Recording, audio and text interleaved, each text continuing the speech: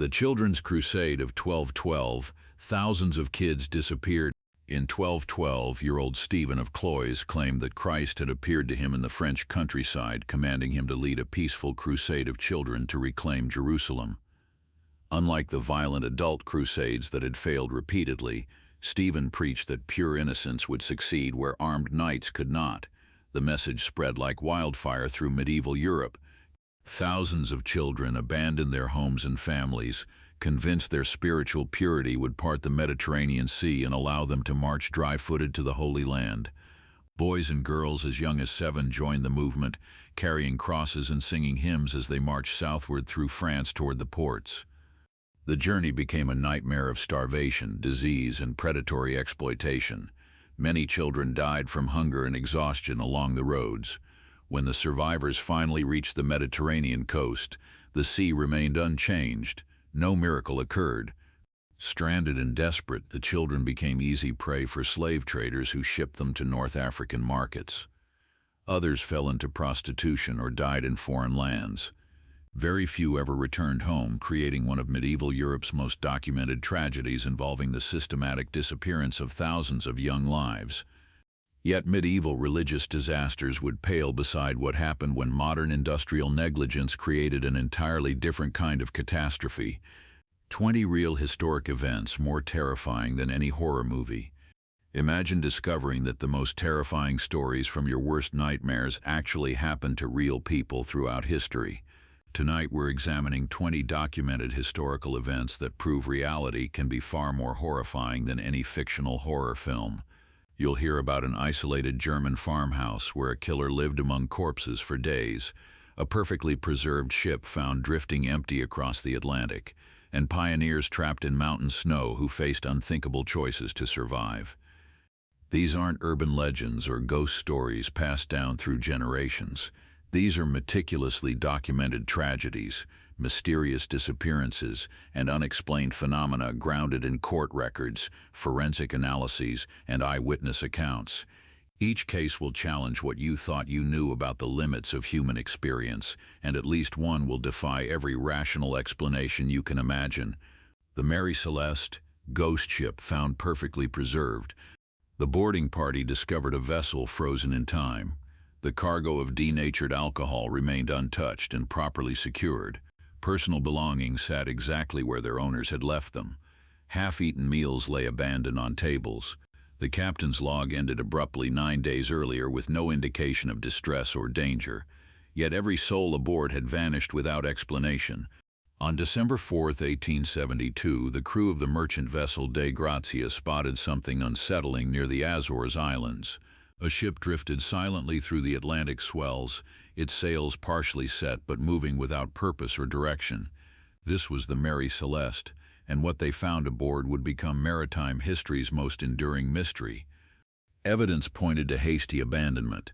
The ship's lifeboat was missing, suggesting the crew had deliberately left their vessel, but the Mary Celeste showed no storm damage and contained plenty of food and fresh water for weeks of sailing. Investigators proposed theories ranging from piracy to sudden evacuation due to fears of cargo explosion, but none explained all the evidence. The ship remained seaworthy, showed no signs of violence, and offered no clues about why 10 people would abandon a perfectly functional vessel in the middle of the ocean. Yet this maritime mystery would pale beside the horrors that awaited American pioneers venturing west. The Donner Party, survival cannibalism in the Sierra Nevada. In July 1846, 87 pioneers made a decision that would haunt American history. Led by promises from Lansford Hastings, they chose his untested cutoff route, believing it would save 400 miles on their journey to California. Hastings had promoted this shortcut without proper testing, and it proved to be a deadly lie that actually lengthened their journey by crucial weeks. By late October, the travelers realized the Hastings cutoff had added time instead of saving it. Winter weather arrived early in the Sierra Nevada mountains, and their food supplies ran dangerously low. Snow began falling as they reached Truckee Lake, trapping the families in makeshift shelters through the brutal winter months. As weeks turned to months, starvation transformed ordinary people into desperate survivors. When family members died from exposure and hunger, the living faced an unthinkable choice. They began consuming the flesh of their deceased companions to stay alive. Relief parties who finally reached the camps in early 1847 discovered scenes that traumatized even hardened mountain men. Survivors had been reduced to skeletal figures bearing psychological scars that would last lifetimes. Only 48 of the original 87 pioneers survived this winter, creating America's most documented case of survival cannibalism. Yet even this documented tragedy would seem rational compared to what archaeologists would soon uncover in an ancient Egyptian tomb. The Curse of King Tutankhamun's Tomb. On November 26, 1922, Howard Carter peered through a small hole into King Tutankhamun's burial chamber and whispered his famous words when asked what he could see: "Wonderful things." This moment launched one of archaeology's greatest discoveries and its most terrifying curse. Lord Carnarvon, the expedition's wealthy financier, died just 5 months after the tomb's opening. An infected mosquito bite on his cheek led to blood poisoning and pneumonia. At the exact moment of his death in Cairo, the city's power grid failed completely. His dog back in England reportedly howled and died at the same time. The coincidences piled up with disturbing frequency, and public opinion quickly turned to the idea of a curse. Carter's personal secretary died suddenly from apparent heart failure. The radiologist who x-rayed Tutankhamun's mummy collapsed and died shortly after completing his work. Several visiting archaeologists and expedition members followed within months, their deaths occurring under strange circumstances that defied medical explanation. Even Arthur Conan Doyle publicly attributed these deaths to supernatural forces, lending scientific credibility to curse theories. Statistical analysis later revealed that expedition members died at rates far exceeding normal life expectancy for their age group. The analysis raised questions but could not prove supernatural causation, leaving the mystery unsolved. Yet Egypt's unexplained deaths would pale beside what happened when mass hysteria seized an entire European city. The dancing plague of 1518, mass hysteria turned deadly. July 1518 brought an outbreak that would challenge everything medical authorities thought they understood about human behavior. A woman named Frau Trophia stepped into the narrow streets of Strasbourg and began to dance. She moved with frantic, uncontrolled motions that continued without pause through the scorching summer day and into the night. Her feet bled, but she could not stop moving. Within days, dozens of citizens joined her compulsive dancing. The affliction spread like wildfire through the city's population. Soon hundreds of people danced in the streets with wild, jerking movements that continued day and night without rest. Their faces showed terror and exhaustion, but their bodies would not obey their minds. The city authorities made a catastrophic decision. They hired musicians and constructed wooden stages, believing the dancers needed to exhaust themselves completely to break free from their condition. This only intensified the frenzy. Dancers began collapsing from heart attacks, strokes, and sheer exhaustion. Yet even as they died, their limbs continued twitching in rhythmic motions. Medical experts now propose theories ranging from ergot poisoning from contaminated grain to mass psychogenic illness triggered by religious extremism and social stress. Ergot is a fungus known to contaminate grain and cause convulsions. Psychogenic illness can spread rapidly in high-stress religious contexts. This documented outbreak proves that psychological contagion can become literally fatal, and that official responses can amplify mass panic rather than contain it. While mass hysteria claimed lives in medieval streets, modern dangers would prove equally unforgiving in confined spaces. The Nutty Putty cave incident. Trapped upside down for 28 hours. Around 8 p.m., Jones made a fatal navigation error. He mistook an unmapped passage for the route to his favorite chamber and squeezed headfirst into what appeared to be a tight but manageable crawlway. The 18-inch wide crevice angled sharply downward, and gravity pulled his body deeper into the rock formation until he became completely wedged upside down. November 24, 2009 began as a routine family outing for 26-year-old John Edward Jones. He entered Utah's Nutty Putty Cave with his brothers and friends, planning a casual exploration of the limestone passages he had visited many times before. The cave's narrow tunnels were familiar territory for experienced cavers. Yet even this modern tragedy would pale beside what 19th-century sailors faced when nature itself turned predator. Despite heroic efforts involving dozens of volunteers, rescuers eventually realized continued pulling would prove fatal. Jones died trapped in the cave, which was permanently sealed with concrete. His body remains entombed in the Utah mountainside. Rescue teams worked for 28 hours straight, deploying complex pulley systems and drilling equipment in desperate attempts to extract Jones from his rocky prison. His inverted position prevented proper blood circulation and made breathing increasingly difficult as hours passed. At a certain point, crews recognized that their extraction attempts were causing further injury to Jones's trapped body. The Essex whale attack. Real story behind Moby Dick.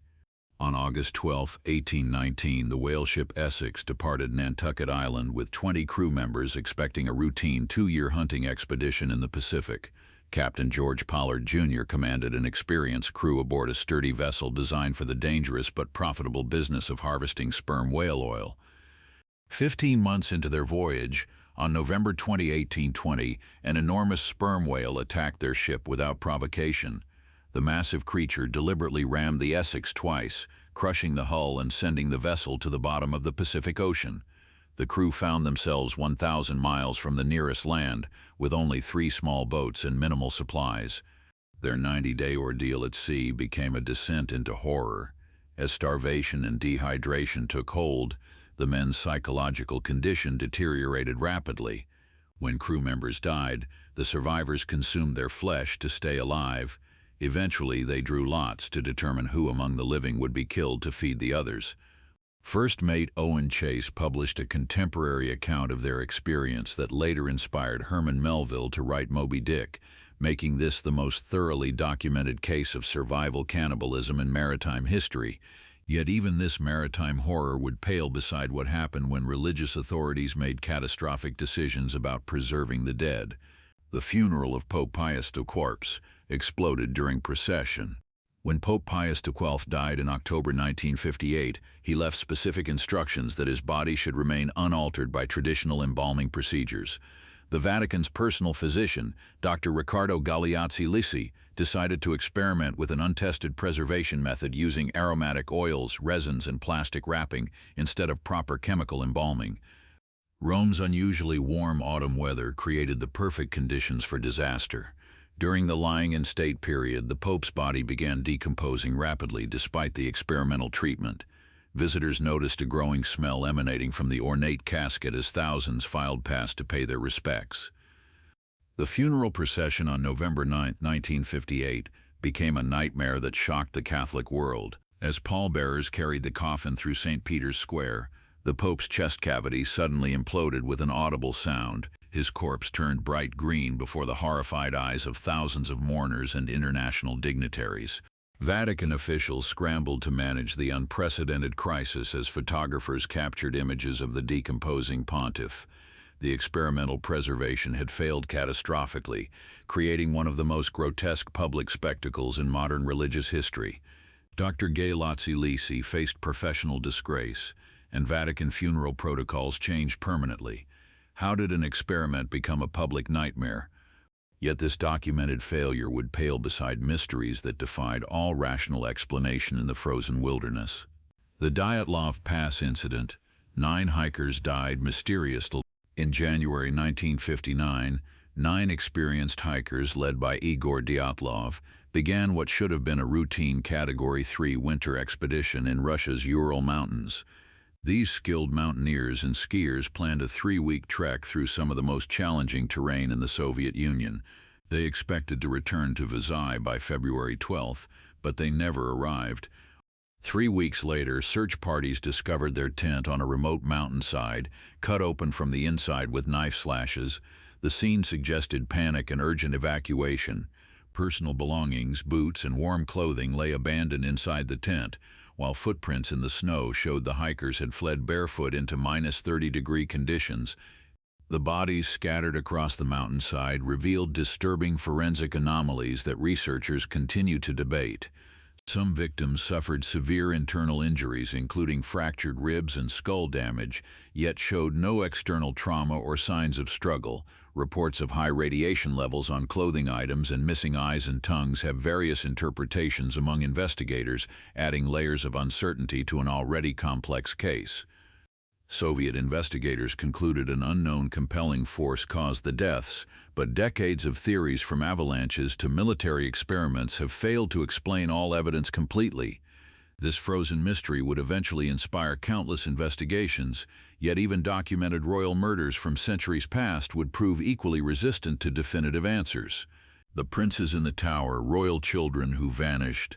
Richard gradually consolidated his power while the prince's public appearances became increasingly rare. By summer 1483, the boys were last seen playing in the tower's gardens, their laughter echoing off the ancient fortress walls. Then they vanished completely from public view as their uncle crowned himself Richard III. Two children had been swept into a political struggle and never publicly accounted for again. The Tower of London would claim two more victims whose fate remains equally uncertain. When Edward IV died in April 1483, his two young sons became pawns in a deadly game of royal succession. 12-year-old Edward V and 9-year-old Richard of York were placed in the Tower of London under the protection of their uncle Richard, Duke of Gloucester. The tower's massive stone walls had housed many royal prisoners before, but these children arrived as supposed guests. Nearly 2 centuries later, in 1674, workers renovating the tower discovered 2 small skeletons buried beneath a staircase in the bloody tower. The bones appeared to belong to children of the correct ages, but forensic methods of that era proved inconclusive. Charles II ordered the remains buried in Westminster Abbey. Suspects include Richard III, who controlled the boys and gained the throne, Henry VII, who benefited from their deaths, and the Duke of Buckingham, though all evidence remained circumstantial. Yet England's unsolved royal mystery would pale beside what happened when death itself became decoration in medieval Europe. In 1870, the Catholic Church hired František Rint, a local woodcarver, to organize the massive ossuary that had accumulated beneath the chapel over 4 centuries. His task was to create order from this underground city of bones through methodical arrangement intended to honor and organize the remains. Rint approached his work with systematic precision, sorting skulls by size and arranging femurs into geometric patterns. The small Bohemian town of Sedlec witnessed unprecedented death during the 14th century. The Black Death pandemic and the brutal Hussite wars filled the local cemetery with over 40,000 bodies in just a few decades. The consecrated ground could no longer contain the mounting corpses. The Bone Church of Sedlec Cathedral, decorated with 40,000 skeletons. His finished creation transformed mass death into religious art. Human skulls became candle holders for altar ceremonies. Rib cages formed decorative arches above doorways. An entire chandelier crafted from every bone type in the human body hung from the chapel ceiling, incorporating at least one bone from every person buried there. Visitors today encounter this systematic transformation of medieval tragedy into contemplation of mortality. Each bone represents a real human life cut short by plague or warfare, forcing confrontation with our shared fragility. Yet while Sedlec's dead found organized rest, other threats would soon stalk the living through European forests. The beast of Gevaudan, monster that terrorized 18th century France. In June 1764, a young woman was found dead in the forests of rural southern France, her throat torn open by an enormous wolf-like creature. This first attack marked the beginning of 3 years of terror that would grip the Gevaudan region and eventually require royal intervention to stop. Over the following months, the death toll mounted with frightening regularity.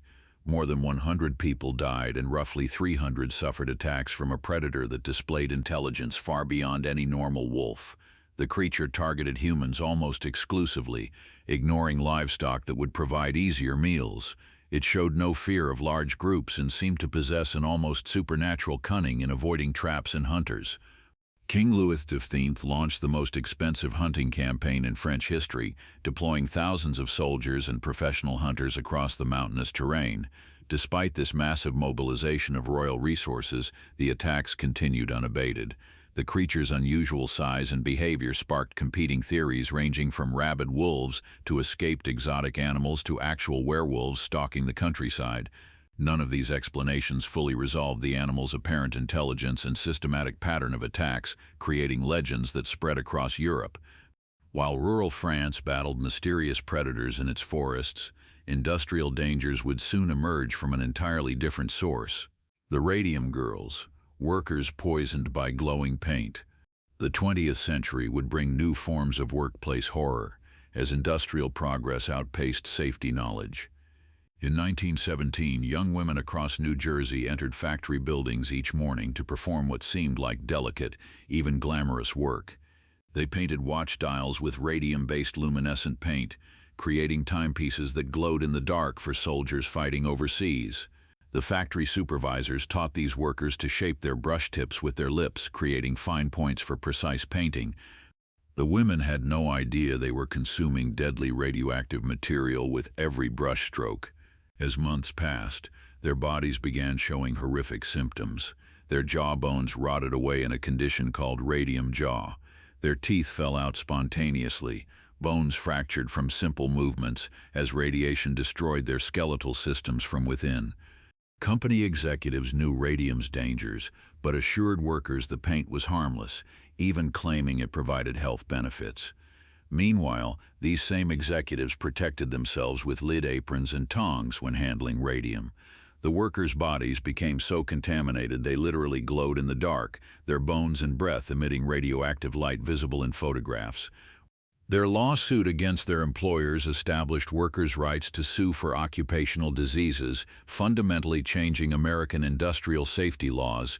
Yet industrial exploitation of the vulnerable would pale beside what happened when religious fervor seized thousands of children centuries earlier. The plague of Justinian, pandemic that killed 50 million. In 541 AD, merchant ships carrying grain from Egypt docked at Constantinople's bustling harbors. Hidden in their cargo holds were black rats infected with a bacterium that would launch history's first recorded pandemic. The plague spread through the Byzantine Empire's trade networks with terrifying speed. Constantinople's death toll reached 10,000 people per day at the pandemic's peak. Contemporary historians described symptoms that horrified even experienced physicians. Victims developed massive swellings in their groins and armpits before succumbing to fever and delirium. The disease killed so quickly that families had no time to bury their dead properly. Bodies piled up in the streets faster than burial crews could remove them. The city's normal functions collapsed completely as surviving residents fled or barricaded themselves in their homes. Emperor Justinian ordered mass graves dug outside the city walls and eventually abandoned entire regions as plague consumed their inhabitants. Justinian watched his dreams of restoring Roman glory crumble along with his population. His planned reconquest of Western Europe became impossible as his armies died faster than he could recruit replacements. This pandemic killed an estimated 50 million people across Europe, Asia, and Africa, fundamentally ending the ancient world's demographic and economic structures. Yet even this biblical catastrophe would pale beside what happened when religious delusion drove an entire nation into civil war. The Great Molasses Flood, deadly wave in Boston, 1919. On January 15, 1919, Boston's North End experienced unusually warm weather with temperatures reaching 40 degrees. At 529 Commercial Street, the Purity Distilling Company's massive molasses tank began showing signs of dangerous stress. The steel structure groaned and creaked as the sticky contents expanded in the heat. The company had ignored warning signs for years, including constant leaking that created brown puddles around the tank's base. The structure held 2.3 million gallons of molasses used for manufacturing industrial alcohol. Yet this industrial disaster would pale beside what happened when disease itself became the destroyer of entire civilizations. At exactly 12:30 p.m., the tank exploded with tremendous force. Contemporary accounts describe a 25-foot wall of molasses bursting outward, moving at 35 miles per hour through the crowded neighborhood. The sticky tsunami crushed buildings, flattened cars, and trapped pedestrians in its path. Rescue workers found themselves unable to move through the hardening molasses. Victims suffocated in the brown mess as temperatures dropped and the substance solidified like concrete. 21 people died and around 150 suffered injuries. The cleanup took months of work with salt water to dissolve the hardened molasses coating every surface. The Taiping Rebellion, civil war that claimed 20 million lives. His Taiping Heavenly Kingdom movement exploded across southern China as millions of desperate peasants joined his cause. By 1850, Hong commanded massive armies that combined Christian ideology with revolutionary fervor, promising land redistribution and social equality to China's oppressed masses. In 1837, Hong Xiuquan experienced religious visions after failing China's imperial examinations for the fourth time. He became convinced that he was the younger brother of Jesus Christ, sent by God to establish a heavenly kingdom on earth and destroy the corrupt Qing dynasty. This documented conflict killed over 20 million people, exceeding World War I's casualties and fundamentally altering China's demographic landscape for generations. Yet religious delusion driving mass death would pale beside what happened when scientific methodology itself became the instrument of systematic human destruction. The siege of Nanjing alone claimed hundreds of thousands of lives in savage urban combat. Other major battles saw similar death tolls as both sides adopted modern military technology while maintaining extreme levels of violence and religious fanaticism. The resulting civil war lasted 14 years and introduced unprecedented brutality to Chinese warfare. Entire cities faced complete massacre when they resisted Taiping forces. During prolonged sieges, starvation drove defenders to cannibalism, while attackers employed scorched earth tactics that destroyed everything in their path. The Unit 731 experiments, Japan's secret human testing. During World War II, Japan's military established a research facility in occupied Manchuria under the innocent name Epidemic Prevention and Water Purification Department. Unit 731, as it became known internally, operated behind high walls and barbed wire, presenting itself as a public health organization protecting Japanese troops from disease. The reality was systematic human experimentation on an industrial scale. Thousands of Chinese, Russian, and Korean prisoners became test subjects for medical procedures that violated every principle of human dignity. Doctors performed live vivisections without anesthesia to study organ function. They exposed victims to frostbite conditions to test treatment methods, watching as flesh died and fell away from living bodies.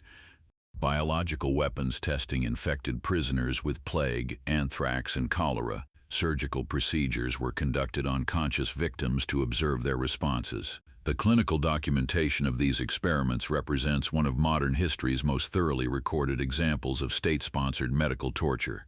When Japan surrendered in 1945, American officials granted immunity to Unit 731's leadership in exchange for their research data. The perpetrators lived freely after the war, many becoming respected doctors and professors. Yet while human cruelty reached these documented depths, nature itself would soon demonstrate its own capacity for global destruction. The Carrington event, solar storm that set telegraph lines on fire. On September 1, 1859, astronomer Richard Carrington observed brilliant white flares erupting from the sun's surface while studying sunspots through his telescope. He sketched the unusual solar activity in his notebook, unaware that he was documenting the most powerful geomagnetic storm in recorded history. 18 hours later, the solar particles reached Earth with devastating force. Telegraph lines across North America and Europe burst into flames as electrical surges overwhelmed the primitive communication networks. Telegraph operators received violent electric shocks that threw them from their chairs. In Boston, telegraph messages continued transmitting even after operators disconnected the power sources as if invisible forces were driving the equipment. Compasses spun wildly, making navigation impossible. Aurora displays appeared as far south as the Caribbean islands, painting tropical skies with green and red light that confused residents who had never seen such phenomena. Telegraph systems failed across 2 continents, severing communication between major cities. Scientists estimate a similar storm today could cause trillions in damage to satellite and power systems, potentially crippling GPS networks and internet infrastructure worldwide. Yet space weather would prove mild compared to what happened when a single volcanic eruption reshaped the entire planet's climate. 20 real historic events more terrifying than any horror movie. Imagine discovering that the most terrifying stories from your worst nightmares actually happened to real people throughout history. Tonight we're examining 20 documented historical events that prove reality can be far more horrifying than any fictional horror film. You'll hear about an isolated German farmhouse where a killer lived among corpses for days, a perfectly preserved ship found drifting empty across the Atlantic, and pioneers trapped in mountain snow who faced unthinkable choices to survive. These aren't urban legends or ghost stories passed down through generations. These are meticulously documented tragedies, mysterious disappearances, and unexplained phenomena grounded in court records, forensic analyses, and eyewitness accounts. Each case will challenge what you thought you knew about the limits of human experience, and at least one will defy every rational explanation you can imagine.